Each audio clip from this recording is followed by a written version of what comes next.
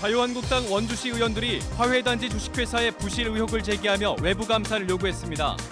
원주시는 투자가 확정되면 치유될 수 있는 문제라며 선거 때마다 반복되는 소모적인 논쟁을 멈추라고 맞섰습니다. 음식물 쓰레기를 무단 투기해온 농촌 지역 마트가 적발됐습니다. 관련 법상 음식물 쓰레기 자체 처리 지역이 아니면 농촌에서도 종량제 봉투 사용과 같은 정해진 방법으로 배출해야 합니다. 국가재난정보 시스템에 등록되어 있는 속초 고성 산불 피해액이 지자체 조사와 차이가 나는 것으로 나타났습니다. 피해 접수가 누락되거나 잘못 조사된 사례가 많아 제도적 보완이 필요하다는 지적입니다. 통계청 예측 결과 30년 뒤 강원도 인구는 5만여 명가량 줄어들 전망입니다. 65세 고령 인구 비율은 17.6%에서 45%로 급격히 증가할 것으로 예상됐습니다.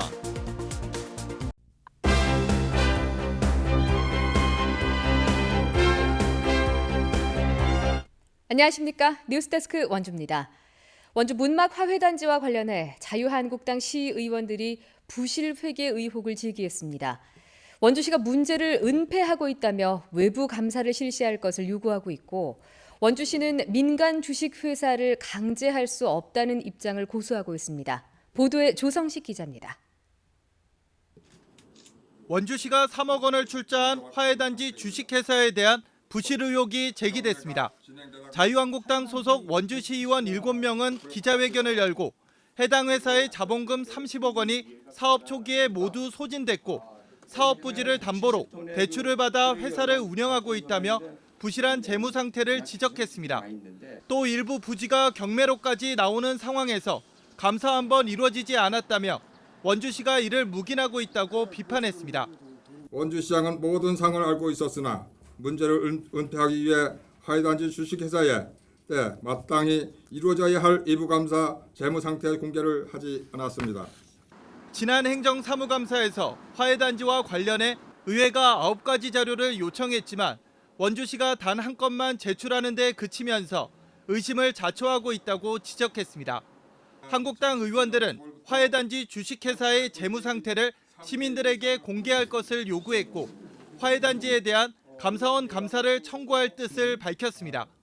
이에 원주시는 민간 주식회사에 대한 회계 감사 권한이 없고 일부 토지에 대한 경매가 진행되고 있지만 투자가 확정되면 모두 치유될 것이라고 반박했습니다. 또 선거만 다가오면 화훼단지를 비난하는 단체 행동을 되풀이하고 있다며 맞섰습니다.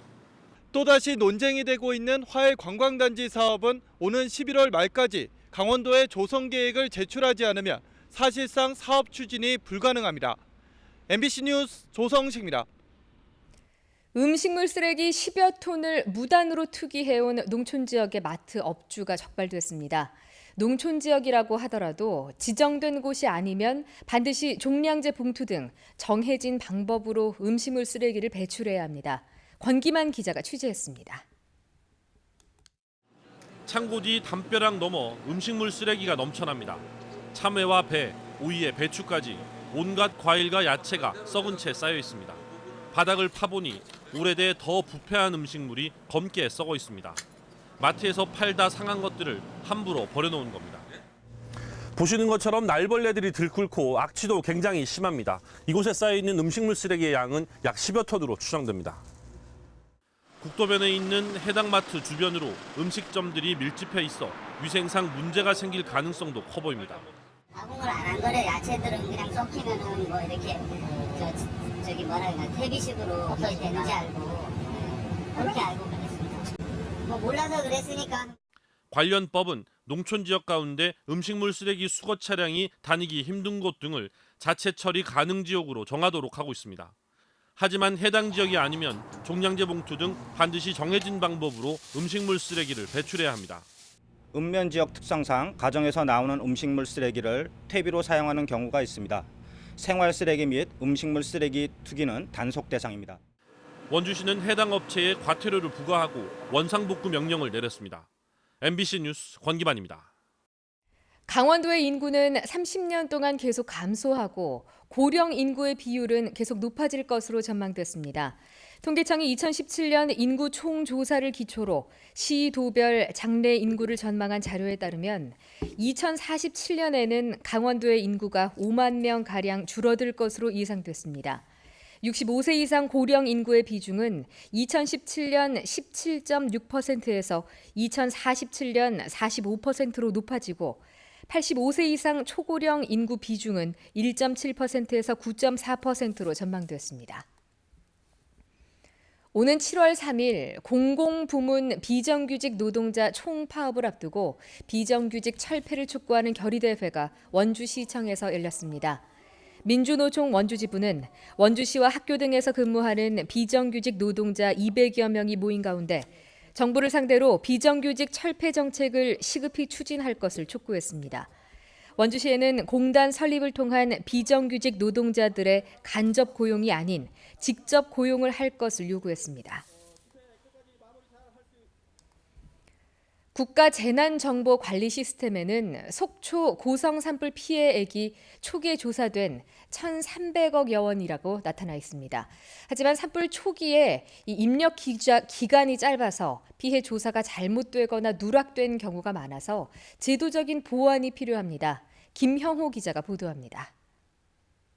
지난 4월 속초 고성 산불이 진화된 다음 날 고성 지역 피해 주민들은 토성 면사무소에서 피해 사실을 신고하는 서류를 작성합니다.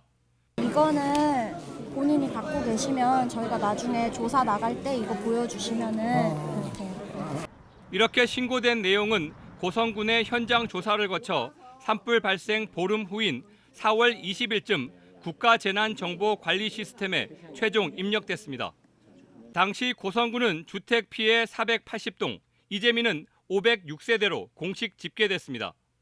고성 지역은 피해가 워낙 크다 보니 피해 접수가 누락되거나 잘못 조사된 것도 상당히 많았습니다. 추가 조사를 거쳐 피해 정도가 바뀐 주택도 국가재난정보관리 시스템에는 처음 그대로 남아 있습니다.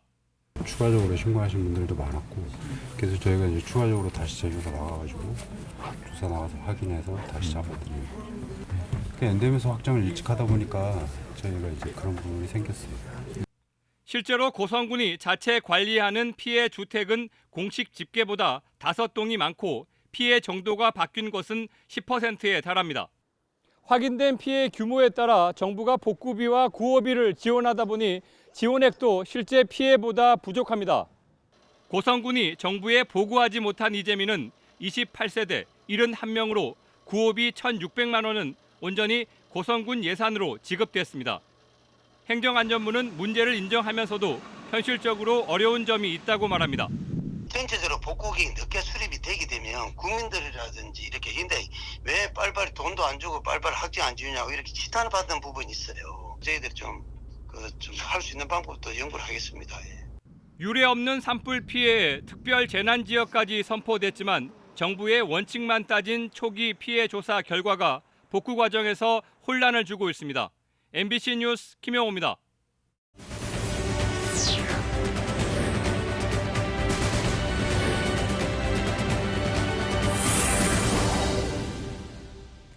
지난 4월 21일 뉴스데스크에서 원주시 모 중학교의 학급 배정표 유출 및 학생 징계 건을 보도한 데 대해 해당 중학교가 입장을 전해왔습니다. 해당 중학교는 학급 배정표 유출과 관련된 학생 모두에 대해 학교 생활 규정에 따라 적절한 조치를 취했으며 형평성에 문제가 있는 것은 아니라고 알려왔습니다. 이 보도는 언론중재위원회의 조정에 따른 것입니다. 원주 혁신도시 이전 공공기관에 대한 지역 대학생들의 취업을 돕기 위한 워크숍이 오늘과 내일 원주 시티호텔에서 열립니다. 이번 워크숍에는 원주 혁신도시 13개 공공기관이 참여했으며 신입 직원을 멘토로 도내 16개 대학 대학생을 멘티로 하는 1대1 결연식과 친화 프로그램, 공공기관 현장 견학 등이 진행됩니다.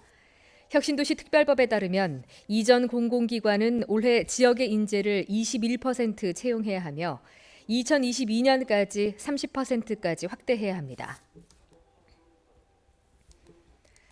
학교 폭력과 집단 감염병 예방 등 학교 안전 내실화를 위한 안전 강화 방안이 마련됩니다. 뉴스데스크 원주를 마칩니다. 고맙습니다.